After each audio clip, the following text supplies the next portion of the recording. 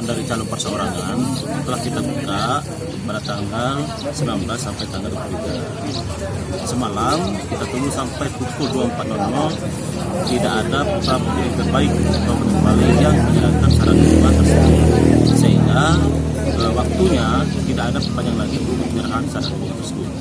Jadi untuk di Kabupaten Bali untuk calon perseorangan tidak ada.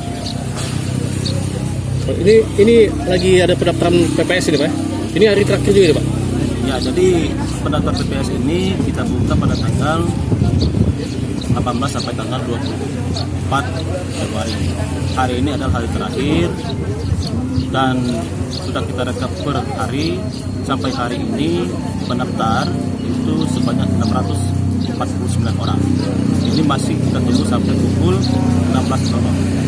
Untuk pelaksanaan tesnya nanti Pak, kapan itu Pak? Untuk pelaksanaan tesnya nanti akan kita laksanakan pada tanggal 1 Maret 2020 pada hari Minggu. Jadi sebelum pelaksanaan tes, kita akan umumkan dulu peserta TPS ini yang lulus seleksi administrasi. Tanggal berapa itu Pak? Seleksi administrasi ini kita umumkan di tanggal 28. Pak, sejauh ini Pak, dari lulusnya anggota PPK dan penerimaan PPS ini Pak, ada tak laporan dari masyarakat tentang misalnya keterikatan dalam ini partai politik Pak?